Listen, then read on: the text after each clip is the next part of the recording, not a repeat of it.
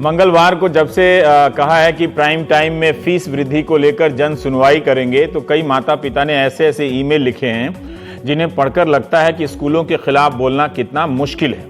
तो हमने उनकी सुविधा के लिए एक तरीका निकाला कि आप स्कूल का नाम मत लीजिए, जो समस्या है वो बताइए। अभी हम अपनी जन सुनवाई में स्कूल को शामिल नहीं करेंगे, हालांकि उनकी भी बारी आएगी, मगर शुरुआती दौर की जन सुनवाई में माता पिता आकर बोले या अपने अनुभव हमें भेज दें कि उन्हें क्यों लगता है कि स्कूल ने उनसे जरूरत से ज्यादा या जबरदस्ती तरह तरह से फीस ली, उनकी आर्थिक स्थिति पर क्या असर पड़ा और वे इस सवाल का जवाब कैसे देते हैं कि जब फीस नहीं दे सकते तो बच्चे को सरकारी स्कूल में पढ़ाइए। ये लोग कहते हैं, उनके पास इस सवाल का क्या जवाब है कि पब्लिक स्कूल में अच्छी पढ़ाई मिलती है तो फीस ज्यादा लगेगी। फीस की मार पड़ी तो आप पर क्या बीती, इतना ही मकसद है इस जन सुनवाई का, ताकि कोई सरकार, कोई मंत्री, कोई शिक्षा अधिकारी देख रहा हो तो इन माता पिता के अनुभवों के आधार पर नीति बनाए और सभी स्कूलों के लिए एक समग्र फैसला ले। अब आइए शब्दों की हेराफेरी का एक गेम समझाता हूं। स्कूलों के मामले में पब्लिक और प्राइवेट का कितना घपला है। कोई आपसे कहता है पब्लिक अस्पताल तो मतलब होता है सरकारी अस्पताल। अस्पतालों के मामले में जो सरकारी नहीं वो प्राइवेट अस्पताल कहे जाते हैं। फिर स्कूलों के मामले में जो प्राइवेट होता है उसे पब्लिक क्यों कहा जाता है? क्या आप समझ सके? प्राइवेट अस्पताल तो ठीक है, मगर जो स्कूल प्राइवेट है वो पब्लिक स्कूल क्यों कहलाता है? तो क्या आप सरकारी स्कूल को प्राइवेट स्कूल कहना चाहेंगे? नहीं। भारत में प्राइवेट स्कूल को पब्लिक स्कूल कहा जाता है। ये अकेला ऐसा देश होगा मेरे ख्याल से, अगर देशद्रोह का मुकदमा ना लगे तो। आसान नहीं है प्राइवेट स्कूलों के खिलाफ बोलना। शुरू में तो लोगों ने अकेले आवाज उठाई, मगर अब तो कई संगठन बन गए हैं। मीडिया रिपोर्ट के अनुसार स्कूलों के खिलाफ ज्यादातर प्रदर्शन रविवार को होते हैं। जब मैं इंटरनेट सर्च कर रहा था तो पता चला उस दिन माता पिता घर पर होते हैं। बिल्डरों के खिलाफ भी ज्यादातर प्रदर्शन इस देश में रविवार को हुए। यही हाल रहा तो एक दिन रविवार का नाम प्रदर्शनवार हो जाएगा। बहुत से माता पिता को फीस बढ़ाने से फर्क नहीं पड़ता, दो तरह से। सामाजिक रूप से विरोध करेंगे तो थोड़ा स्टेटस डाउन लगेगा, फिर उनके पास पैसा भी होता है। मगर बहुत सारे माता पिता ऐसे हैं जिनकी कमर टूट जाती है। इनकी परेशानी को सुनिए। बहुत से लोग डर के कारण सामने नहीं आते हैं। हमने उन डरों की एक सूची बनाई। अगर आप उन सवालों का जवाब हाँ में देंगे तो आप प्रदर्शन नहीं कर पाएंगे, यानी आप लोकतंत्र में रहते हुए भी लोकतंत्र का इस्तेमाल नहीं कर पाएंगे। अगर उनका जवाब ना में होगा या आप उसकी परवाह नहीं करेंगे तभी आप सड़क पर उतर पाएंगे। तो पहला सवाल है, क्या आपको लगता है कि प्रदर्शन करने पर बच्चे का नाम काट दिया जाएगा स्कूल से? दूसरा है, क्या आपको लगता है कि नाम कटा तो दूसरे स्कूल में एडमिशन नहीं होगा? तीसरा है, क्या आपको पता है कि पब्लिक या प्राइवेट स्कूल किस नेता का है? क्या आपको पता है कि जिस नेता का है उसकी पार्टी की सरकार तो नहीं है आपके राज्य में? क्या आपको पता है कि नेताओं ने इतने स्कूल क्यों खोल रखे हैं? नेता बिल्कुल स्कूल खोल सकते हैं, मगर आप बताइए, वही नेता जब राजनीतिक दल का बैनर लेकर आपके मोहल्ले में आता है तो कहता है जल्दी गरीबी दूर कर देगा। वही नेता जब अपने स्कूल में जाता है तो उसके जरिए आपको गरीब बनाने का खेल शुरू कर देता है। अब आप सोचेंगे चलो मीडिया को बुलाते हैं, बड़ा भयानक हो जाएगा, मीडिया आ जाएगा। अब पता चल रहा है कि मीडिया वालों के भी अपने स्कूल खुल गए हैं। फिर समझ नहीं आता कि यह कब हो गया। गूगल पर सर्च कर रहा था तो कई शहरों और संगठनों के नाम निकले। देश के कई शहरों में फरवरी से लेकर, इसी साल की बात बता रहा हूं, अप्रैल के महीने में फीस वृद्धि के खिलाफ प्रदर्शन के उल्लेख मिलते हैं। इन खबरों को पढ़ते हुए तरह तरह के संगठनों का नाम भी पता चला। 3 अप्रैल को पानीपत में पानीपत पेरेंट्स एसोसिएशन ने डेवलपमेंट फंड के नाम पर फीस वृद्धि का विरोध किया, मानव श्रृंखला भी बनाई 10 अप्रैल को। 6 अप्रैल को जालंधर में पंजाब पेरेंट्स एसोसिएशन के तत्वाधान में कुछ स्कूलों के खिलाफ प्रदर्शन हुए। 3 अप्रैल को गुड़गांव में 40 प्राइवेट स्कूलों के खिलाफ प्रदर्शन हुआ। कार रैली कर प्रदर्शन किया गया ताकि संडे पूरी तरह खराब ना हो। 17 मार्च को चंडीगढ़ में एक स्कूल के बाहर 100 अभिभावक जमा हो गए चंडीगढ़ पेरेंट्स एसोसिएशन के तहत। 9 अप्रैल को नोएडा स्टेडियम में all Noida school parents association के 400 माता पिता जमा हुए और फीस वृद्धि के खिलाफ प्रदर्शन हुआ। 7 अप्रैल को गाजियाबाद में प्रदर्शन हुआ। 26 मार्च को गुजरात के वडोदरा में 150 माता पिता ने एक स्कूल के खिलाफ प्रदर्शन किया, नारे लगाए कि माता पिता को एटीएम मत समझो। वैसे एटीएम में तो अब निकलता कहां है आजकल। गुजरात में, अहमदाबाद में और गांधीनगर के स्कूल के खिलाफ भी प्रदर्शन का उल्लेख मीडिया रिपोर्ट में मिलता है। अप्रैल महीने में इलाहाबाद में अभिभावक एकता समिति के तहत फीस वृद्धि के खिलाफ प्रदर्शन हुआ है। 11 अप्रैल को बेंगलुरु में भी एक प्रदर्शन हुआ, मगर स्कूल वालों की मीटिंग के साथ नतीजा उनका अच्छा निकला है। इस संगठन का नाम है voice against private school fee hike in Bengaluru. बताइए, तो लग रहा है कि कोई यूनाइटेड नेशन की कोई संस्था है। इस संस्था ने अपने प्रदर्शन से बात मनवा ली है। 11 अप्रैल को मुंबई में भी री एडमिशन फीस के नाम पर वसूली का विरोध हुआ। वहां के शिक्षा मंत्री से मुलाकात हुई। यहां forum for fairness in education का नाम का एक एनजीओ आ गया। देखिए, तो ये स्कूल फीस की जो वृद्धि है तरह तरह के संगठनों को और नेतृत्व को जन्म दे रही है। 8 अप्रैल को रायपुर में छत्तीसगढ़ छात्र पालक संघ ने डोर टू डोर अभियान शुरू कर दिया। यह संगठन अभी तक 350 ज्ञापन देने का रिकॉर्ड कायम कर चुका है, मगर कुछ भी नहीं हुआ। ये अच्छी बात है। तो घर घर जाकर ये लोगों को अब जगा रहे हैं। 4 अप्रैल को जयपुर में भी फीस वृद्धि के खिलाफ प्रदर्शन हुआ है। हर प्रदर्शन की एक खास बात है।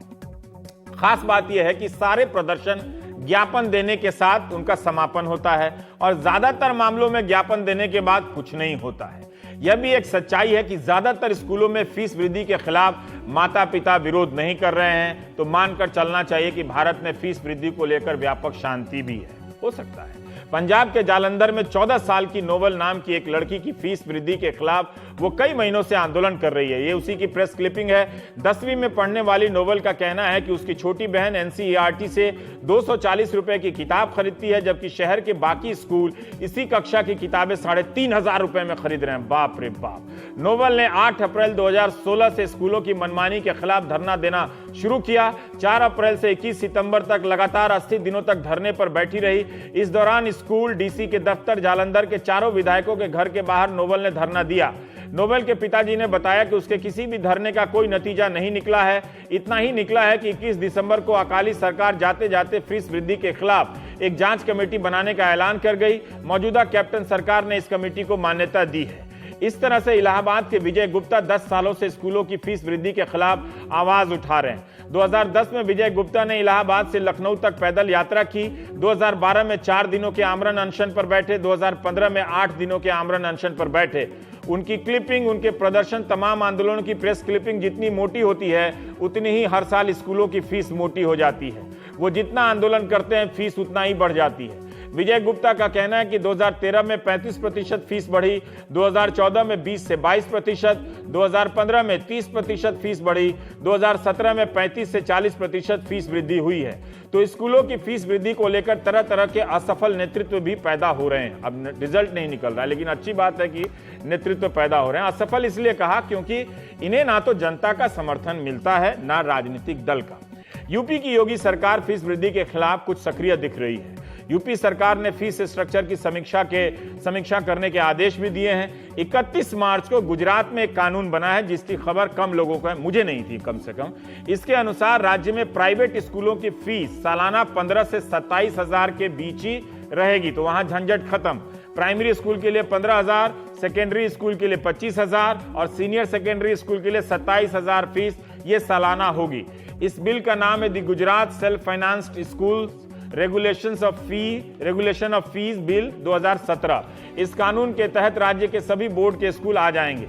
2015 में दिल्ली सरकार भी प्राइवेट स्कूलों की फीस वृद्धि को नियंत्रित करने के लिए एक बिल लाई। इसके तहत प्राइवेट स्कूलों के लिए रेगुलेटरी संस्था बननी थी। यह बिल विधानसभा में पास है, मगर सेंटर में से मंजूरी नहीं मिली है। 24 जनवरी 2017 को सुप्रीम कोर्ट ने कहा कि डीडीए की जमीन पर बने प्राइवेट स्कूल बिना सरकारी अनुमति के फीस नहीं बढ़ा सकते हैं। 30 मार्च 2017 को दिल्ली हाईकोर्ट ने कहा कि यह मान लेना कि सभी स्कूल मुनाफा कमाते हैं सही नहीं है। इस जन सुनवाई में हम सुनेंगे स्कूल वाले फीस के नाम पर क्या क्या करते हैं और कैसे कैसे वसूलते हैं। तो जैकेट में है, सदरी में है डॉक्टर मनोज शर्मा, जो हरियाणा अभिभावक एकता मंच के हैं। सलील अग्रवाल साहब एकदम किनारे पर हैं और आप बाल भारती पेरेंट्स एसोसिएशन गाजियाबाद के हैं। बीच में के अरुणाचलम साहब हैं, all Noida schools parents association. हाँ, उसके आप जनरल सेक्रेटरी हैं। तो मनोज जी, हम इस जन सुनवाई में, मेरा कार्यक्रम का नाम ही है आइए अपनी व्यथा बताइए, ठीक? तो ये बताइए कि फीस वृद्धि को हम, जैसे हमने बताया, हम एक अलग अलग कहानियों के जरिए हम चाहते हैं कि आप हमारे दर्शकों को जागरूक करें कि दरअसल होता क्या है। फीस वृद्धि को लेकर। जी हाँ, सबसे पहले तो मैं आपका धन्यवाद करूंगा रवीश जी कि आपने इतना बढ़िया मतलब कार्यक्रम जो कि ज्वलंत है मुद्दा, सिर्फ हरियाणा में ही नहीं। हमको अब गाली खाने की आदत हो गई, धन्यवाद मत करिए, मुझे बुरा लग जाता है। कोई बात नहीं है सर, अभिभावक होने के नाते तो मैं कह ही सकता हूँ। तो ये आपने मुद्दा उठाया है, मैं सीधे मुद्दे की बात करूंगा। देखिए, जो आपने चीजें बताई बैकग्राउंड के अंदर, उसके अंदर साफ तौर पर झलक रहा है कि अभिभावकों को मजबूर किया जा रहा है कि वो प्राइवेट शिक्षण संस्थानों में वो पढ़ाएं। अच्छा, सबसे पहले मैं धन्यवाद किया जा रहा है। जी, मजबूर किया है, मैं उसका भी बताऊंगा मैं जो है क्यों मजबूर किया जा रहा है। वो उत्तर भी आपने अपने उसमें दिया था, जो बैकग्राउंड आपने दिया, पर बैकग्राउंड आपने इतना अच्छा दिया है कि जो प्राइवेट नहीं, वो पब्लिक स्कूल नहीं कहने चाहिए, वो प्राइवेट स्कूल कहना चाहिए। उसके लिए मैं बहुत किसी भी प्राइवेट स्कूल को पब्लिक स्कूल कहने की इजाजत होनी ही नहीं चाहिए थी। करेक्ट। वो वास्तव में एक्चुअली प्राइवेट स्कूल है, वो पब्लिक नहीं है, क्योंकि by the definition of law public का मतलब होता है जो पूरे समाज की कोई प्रॉपर्टी है, उसको पब्लिक कहा जाता है।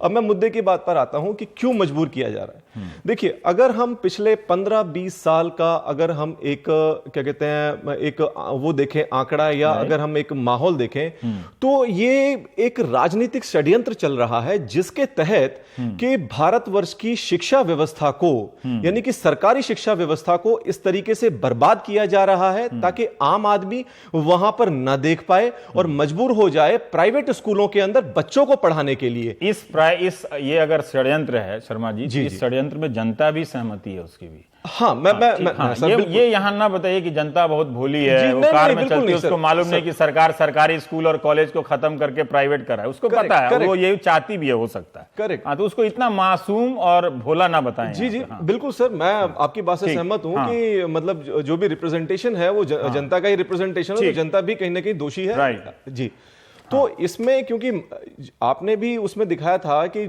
कहीं ना कहीं स्कूल जो है नेता के जुड़े हुए होते हैं, राजनीतिक दल के जुड़े हुए होते हैं। तो जो समस्या जो खड़ी होती है वो इसीलिए होती है कि जो राजनीतिक दल है, चाहे वो सत्ता पक्ष का हो या विपक्ष का हो, कहीं ना कहीं उसके जो है वहां पर क्या कहते हैं सूत्र जुड़े हुए हैं। जैसे उदाहरण के तौर पर 10 मई 2016 का आप दैनिक भास्कर उठा करके देख लीजिए, उसमें साफ साफ कहा गया था कि हरियाणा प्रदेश के अंदर भाजपा के 70% से ज्यादा विधायकों के या उनके रिश्तेदारों के स्कूल्स हैं वो, जिसके कारण कि न तो रूल 158 इंप्लीमेंट हो पा रहा है, न रूल 134 ए इंप्लीमेंट हो रहा है। सर, रूल 158 ए है जो कि नाजायज फी और फंड के बारे में शिकायत देने के लिए। रूल 158 के तहत में एक fee end fund regulatory committee का गठन किया गया था सन 2014 में कि अगर हरियाणा के किसी भी अभिभावक को किसी भी स्कूल के अपने जिस स्कूल में बच्चे को पढ़ा रहा है वहां पर शिकायत है, तो वो एक डिविजनल कमिश्नर की कमेटी के पास जाकर के वो शिकायत दे सकता है। आप देखिएगा डिविजनल कमिश्नर कमेटी का हाल, पूरे हरियाणा का आपको पिक्चर बता रहा हूं। 2014 में एक कमेटी बनी, 2014 में ही अभिभावकों ने शिकायत दी, 2015 में 24 जुलाई 2015 को जाकर के डिविजनल कमिश्नर गुड़गांव ने इसके आदेश दिए कि स्कूलों के ऑडिट हों, यानी कि 1 साल के बाद। आज सर 12 अप्रैल 2017 आ चुका है, लेकिन पूरे हरियाणा के अंदर किसी भी स्कूल का जिस तरीके से मतलब उच्च न्यायालय और सर्वोच्च न्यायालय के आदेशानुसार जिस तरीके से ऑडिट होने चाहिए वो बिल्कुल भी नहीं हुआ। इसमें मैं अभी ऐड करूंगा, भिवानी के अंदर, भिवानी में हमारी संस्था है, वहां पर 21 स्कूलों के ऑडिट किए आनन फानन में।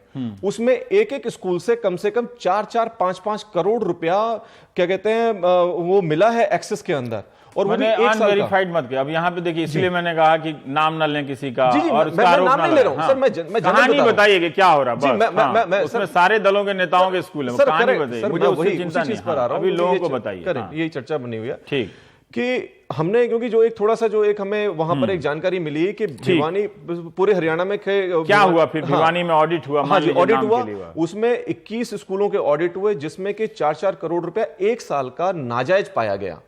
उस पर भी प्रशासन ने आंखें मूंद ली क्योंकि दबाव आया प्रशासन के ऊपर। ये एडमिनिस्ट्रेशन के ही एक विंग ने जब ऑडिट किया तो पाया कि 4-4 करोड़ रुपया, हाँ जी, एक स्कूल के पास है, नाजायज है, लेकिन एडमिनिस्ट्रेशन ने कोई एक्शन नहीं लिया। सर, कोई एक्शन साहब, अब मैं आपसे जानना चाहता हूं कि कई लोग कहते हैं कि इससे एक सवाल है, जब आप लोग आंदोलन करते हैं तो लोग कहते हैं कि इनसे कहिए कि सरकारी स्कूल में जाएं, प्राइवेट स्कूल में क्यों पढ़ाते हैं, नहीं फीस देंगे तो। अगर आप प्राइवेट स्कूल में आए हैं तो आपको फीस देनी पड़ेगी। हम थोड़ा आजकल जो टीवी का दर्शक हैं, जो हम लोग भी सोचते हैं कि सारे लोग एक ही जैसे हैं, सबके पास यही वाला कोट है ना। फिर भी मैं जानना चाहता हूं कि क्या दिक्कत आती है, जो कमाई का स्तर है और फीस बढ़ने का स्तर है, ये थोड़ा तस्वीर ये भी जरा लोगों के सामने पेश कीजिए। जैसे 4 साल पहले 500 रुपया फीस था, अभी कितना हो रहा है? आप अगर 50,000 रुपया कमा रहे हैं तो कितना आजकल देने लगे, ऐसे में भी जानना। देखिए रवीश जी, पहली बात जो आप कह रहे हैं सरकारी स्कूल का, कोई भी पेरेंट अगर उसमें मैं किसी को ब्लेम नहीं करूंगा, बट सरकारी स्कूलों की हालत ठीक नहीं है। मैं उत्तर प्रदेश की बात करूंगा, नोएडा की बात करूंगा। 5वीं का बच्चा तीसरा का नहीं पढ़ सकता, तो अभी जरा संभल के, भावुक भी नहीं होना। नोएडा में जो है, जो खराब है सो खराब है, लेकिन वो अच्छा होना चाहिए। नोएडा में जो है लगभग आबादी 5 लाख से ऊपर की आबादी है, लगभग अप्रोक्सीमेट।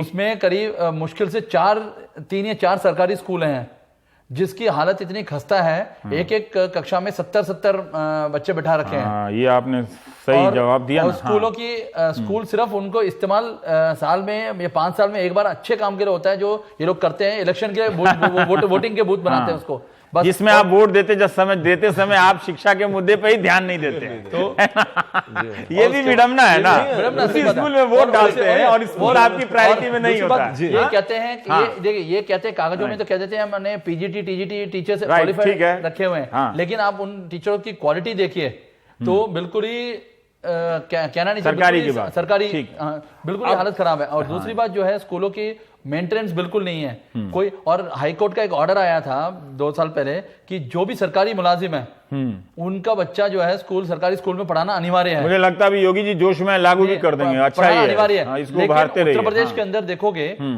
के अंदर देखोगे कोई भी सरकारी मुलाजिम का, चाहे वो IAS हो, चाहे वो ब्यूरोक्रेट हो, चाहे वो चपरासी हो, चपरासी तो मजबूरी में पढ़ा रहा है, लेकिन कोई भी बच्चा जो है सरकारी उसमें नहीं पढ़ रहा। ठीक, ये एक पॉइंट हो गया। अब जरा फीस का बताइए कि क्या फीस है, कमाई के अनुपात में फीस किस तरह से बढ़ रही है, जिसका आप लोग। देखिए, हर एक स्कूल जो है अपने परसेंटेज के हिसाब से देखेंगे, एक उन्होंने अच्छा वास्ता लिया। ये पहले यही आंदोलन चला था 2009 में जब 6वां वेतन आयोग आया था, अभी भी ये 7वां वेतन आयोग आया है। एक 7वें वेतन आयोग के वास्ता लेके इन्होंने मनमानी कर दी है सारे स्कूलों ने। क्या किया, जैसे कितना परसेंट बढ़ाया? देखिए, एक कहानी बताइए ना, तो मेरे पास कहानियां मैं बताऊंगा। 43% से लेके 67% तक स्कूलों ने बढ़ाया फीस मिनिमम।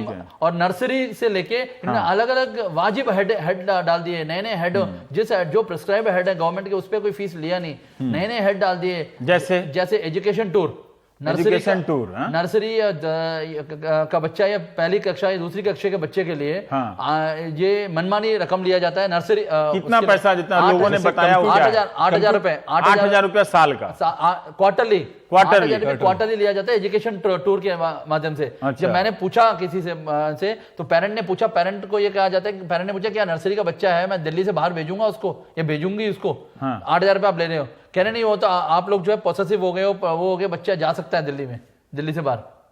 तो 8,000। और दूसरी बात, एक स्कूल और है जो AC चार्जेस के नाम पे 10,000 रुपए ले रहा है हर क्वार्टर पे। अभी जो पहला क्वार्टर है सर, इसका पता लगेगा आगे क्वार्टर में लेता नहीं लेता है। उनसे पूछा गया, हमने कहा साल में मुश्किल से 4 महीने AC चलता है, मई आ गया, मई जून में स्कूल की छुट्टी है, 4 महीने AC चलता है, लेकिन लग्जरी के नाम पे लिया जा रहा है। और AC का पावर बैकअप पे भी डाला नहीं है उन्होंने स्कूल को, लेकिन फिर भी लिया जा रहा है। उनके आप देखेंगे जो जितने भी फीस लिए जा रहे हैं सब लग्जरी के नाम पे लिए जा रहे हैं, कोई एजुकेशन के नाम पे नहीं लिया जा रहा है।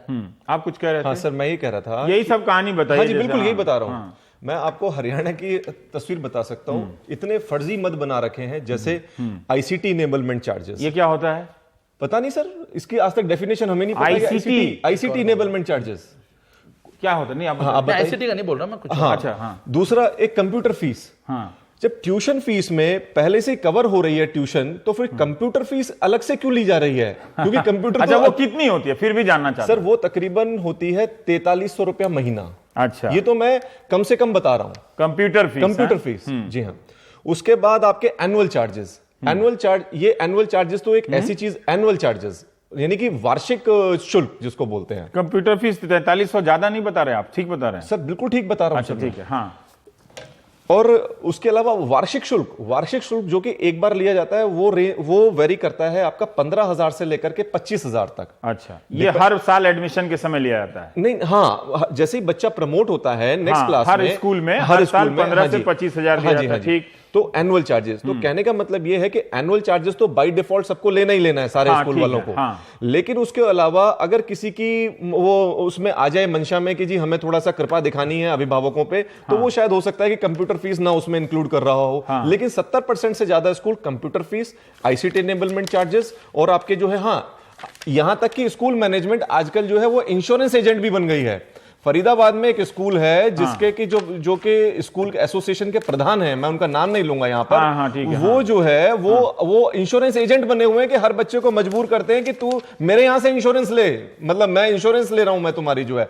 जब आप समझ रहे हैं कि और इंश्योरेंस का कितना पैसा दे रहा है सर? इंश्योरेंस का तकरीबन उसकी किस्त होती है 700 रुपया महीना से, 700 रुपया इंश्योरेंस की जो किस्त होती है वो 700 रुपया होती है। अच्छा, स्कूल वाले फिर गैस का सिलेंडर भी बेचे हैं, फोन भी बेचे हैं, है ना? ये सबका भी लेना चाहिए। इस विषय में मैं एक चीज और कहूंगा, आप बहुत देर से ये नहीं बोले, आप जरा सा थोड़ा सा ये बताइए कि क्या है। देखिए, एक सज्जन ने भुवनेश्वर से लिखा है मुझे कि उनका बच्चा एलकेजी में पढ़ता है जिसके लिए 75,000 रुपया सालाना देते हैं, और स्कूल ने कहा है कि अगले 4 सालों के लिए आपको यही अमाउंट भरना पड़ेगा, 75,000। ठीक, उसके बाद स्कूल फैसला करेगा कि कितनी फीस बढ़ेगी। और एक बुलंदशहर के एक सज्जन ने लिखा है कि पिछले साल वो 5720 रुपया प्रति महीना फीस दे रहे थे बुलंदशहर में, सोचिए।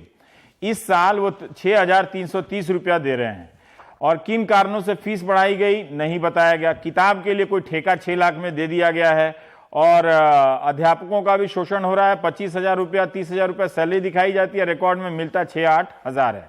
ये जन सुनवाई में लोगों ने हमें भेजा। अब बताइए, आप कहानी बताइए सर। देखिए सर, सबसे पहली बात तो ये कि आज की डेट में हेड्स की कोई भी रह नहीं गई है लिमिट। ये ढूंढा जाता है कि किस हेड में पैसे लिए जाएं। वही हेड सरकार तय करती है, मतलब स्कूल कंप्यूटर पंखा, तो या स्कूल अपने तरफ से भी जोड़ता है? स्कूल अपने तरफ से ही कर रहा है, सरकार कोई हेड नहीं तय करती। सरकार ने सिर्फ एक ही हेड तय कर रखा है कि आपको ट्यूशन फीस लेनी है, और कुछ 2-3 स्पेसिफिक हेड्स हैं, उसके अंदर फीस ले सकते हैं आप। ठीक, इसके अलावा आप कोई भी एनुअल चार्जेस नहीं ले सकते। नए-नए हेड्स क्या हैं? जैसे ये नए हेड्स में जैसे आपने अभी बताया, smart classes, smart class, smart class charges. अच्छा, दूसरा मील का भी एक हेड बना दिया गया है जो छोटे बच्चों के लिए आपके, और उनसे 1,500 रुपए, जो बच्चा एक रोटी नहीं पूरी खा सकता उनसे 1,500 रुपए महीना। तो आप टिफिन नहीं देते हैं बच्चे?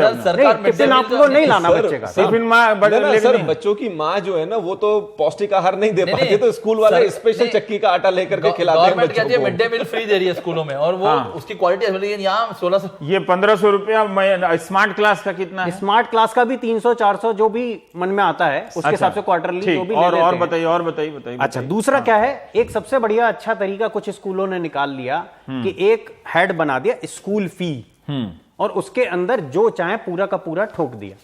आप बाइफरकेशन के लिए लिखते रहिए, मांगते रहिए, नहीं देंगे आपको, बिल्कुल नहीं देंगे।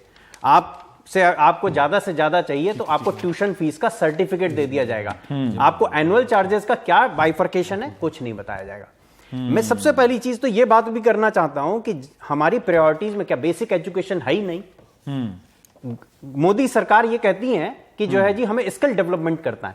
जब बेसिक एजुकेशन ही नहीं होगी किसी के पास, जब वहीं से प्रॉपर नहीं को ग्रो अप कर पाएगा, तो स्किल डेवलपमेंट कहां से आप वोट देते समय इन सब प्रश्नों पे ध्यान देते हैं? नहीं, इन सब प्रश्नों पे तो ध्यान देते हैं, बकरी पे देते हैं, लेकिन सवाल इस बात का है कि नेता तो आते ही नहीं। गाय बकरी पे वोट देते हैं कि इन सब प्रश्नों पे? सर, हम तो नोटा पे भी लगाते हैं।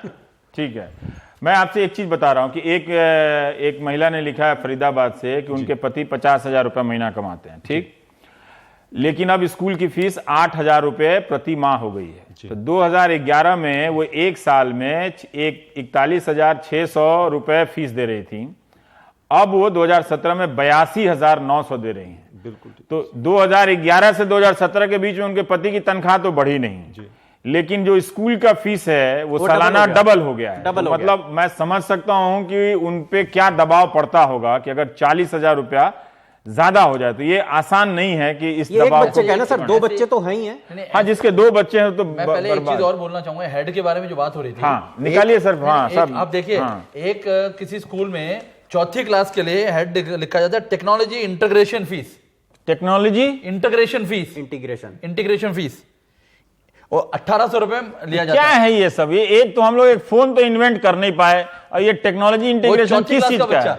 और उसके बाद एक और है सर, कि इसके अलावा पूरे साल में रुकिए, ये स्मार्ट क्लास है, टेक्नोलॉजी इंटीग्रेशन क्या है? उसके बाद कहते हैं magazine and newsletter charges. Magazine, और कौन सा मैगजीन आता है? पूछा जाए तो वही स्कूल वाले बताएंगे। स्कूल कहते हैं हम लोग तो बहुत खराब पत्रकारिता कर रहे हैं, उसकी वो वाला मैगजीन क्या उसके लिए दे रहे हैं आप? मैगजीन और न्यूज लेटर चार्जेस। अगर कोई पत्रिका है तो आप प्लीज मना करवाइए, वो किसी लायक नहीं रह गया आजकल की पत्रिकाएं और टीवी।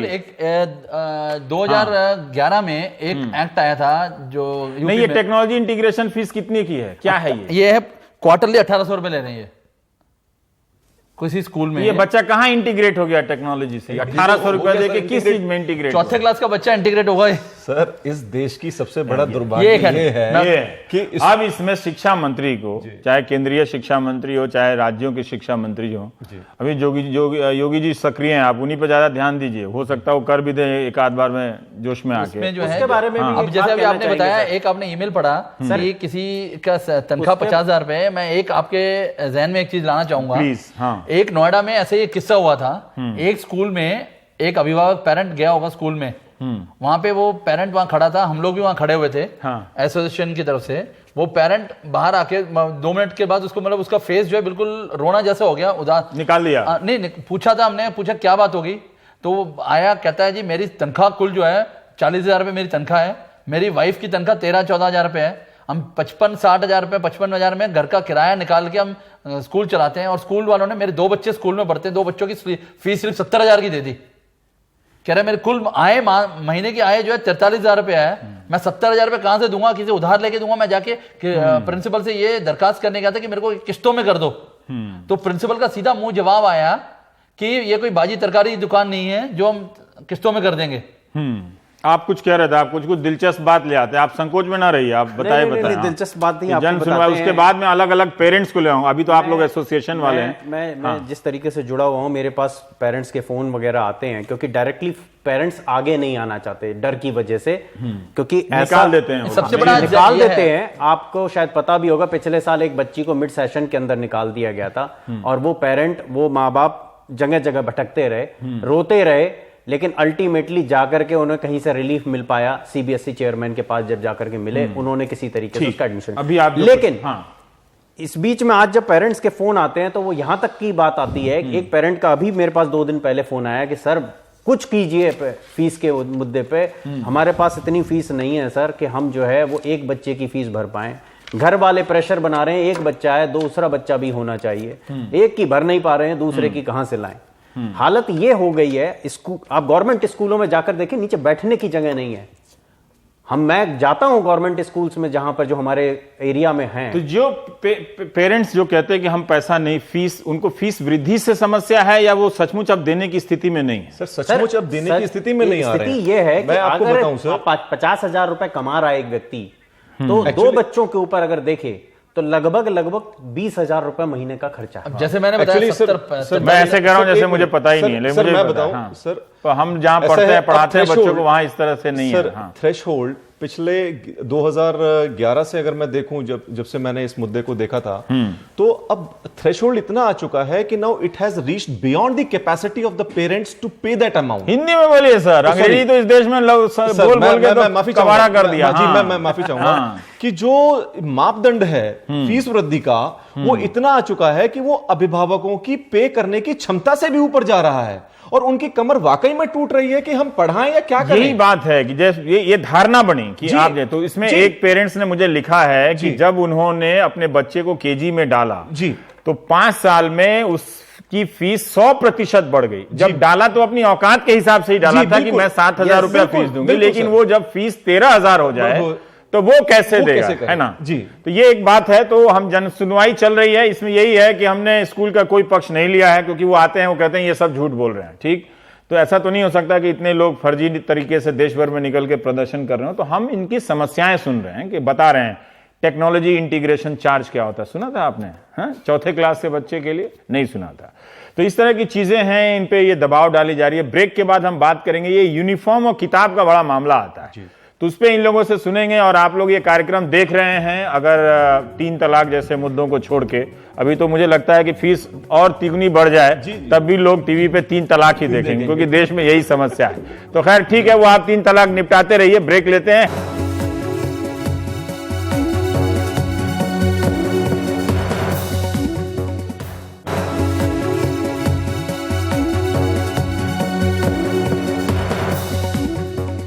हम जब ब्रेक में थे तो यहाँ जितने भी हमारे टेक्निकल स्टाफ, सहयोगी कैमरे के पीछे थे, वो सब भी अंदर आ गए, यहाँ पे खड़े होके बोलने लगे कि यहाँ ऐसे होता है, वहाँ वैसे होता है। अभी लखनऊ से हमारे एक मित्र ने बताया कि एक ऐसा स्कूल है काफ़ी बड़ा जो पत्रकारों को 40% डिस्काउंट देता है ताकि स्कूलों के खिलाफ ना लिखे।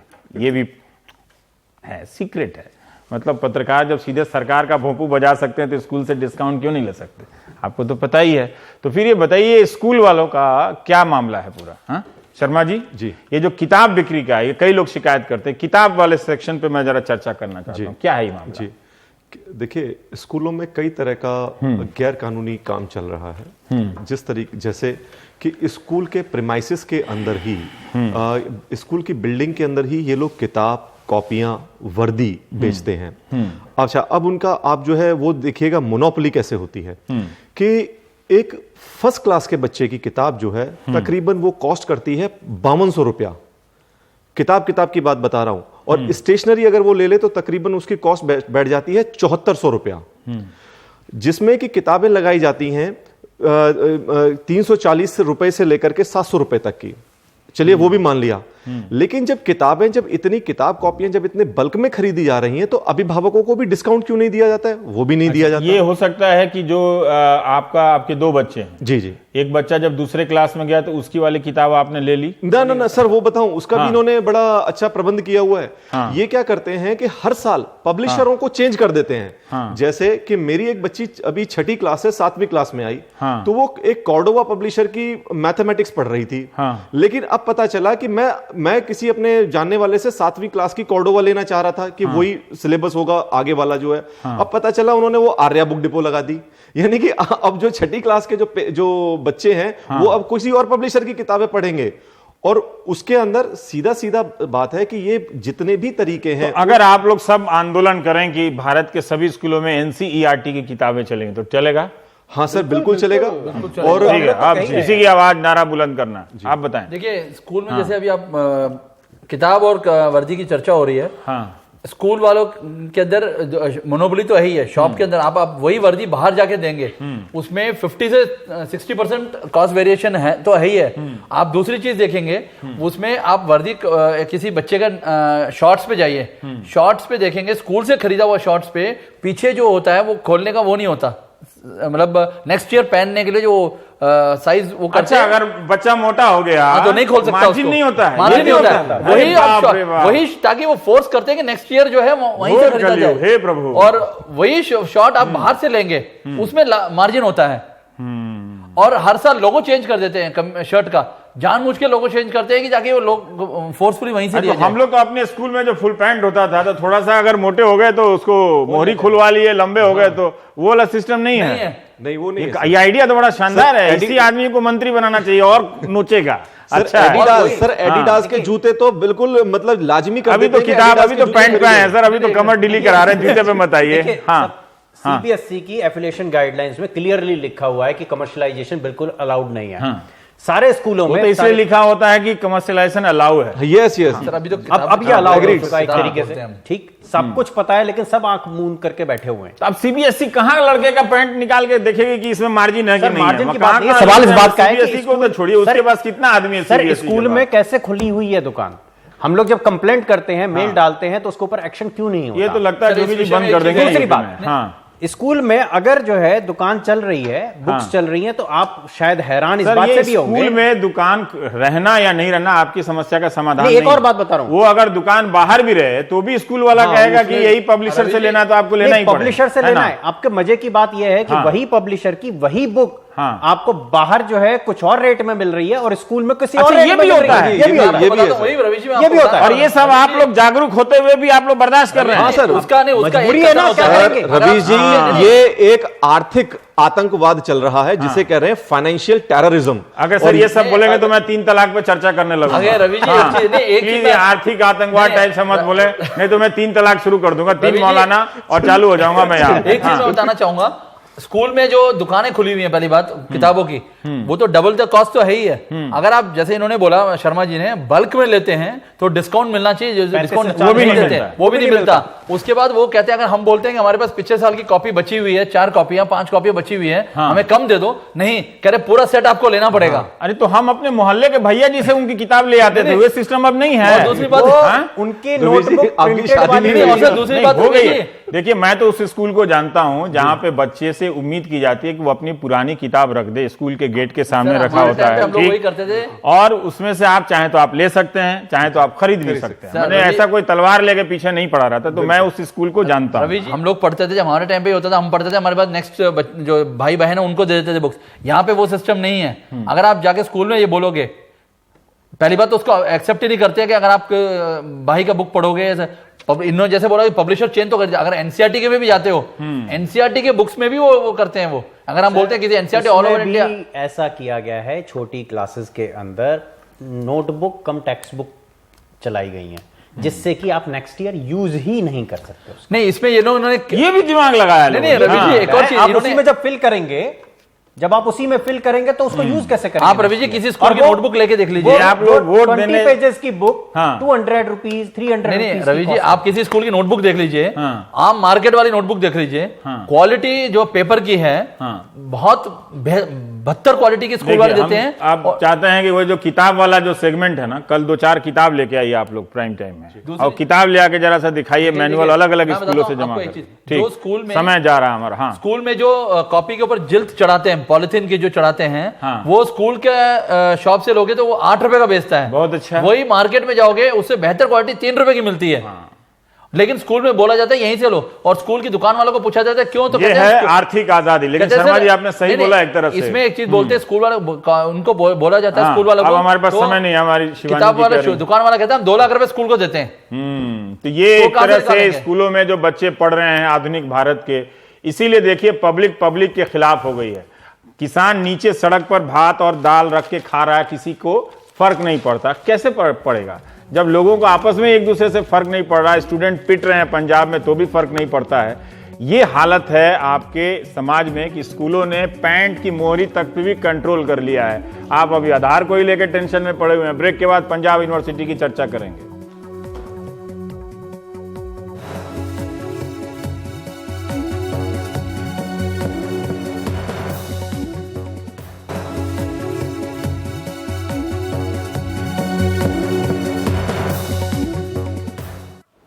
देशद्रोह ना हो गया, 10 रुपए की हवा मिठाई हो गई है। कुछ ना सूझे तो देशद्रोह का आरोप लगा दो। फीस वृद्धि के खिलाफ प्रदर्शन करने पर देशद्रोह के आरोप लग सकते हैं, तो एक दिन कई गुना फीस बढ़ाने के बाद सरकार कहेगी कि मान लो, वरना देशद्रोह के आरोप लगा देंगे। और यही देशभक्ति है, लाखों प्रतिशत फीस बढ़ी हुई फीस को स्वीकार करना।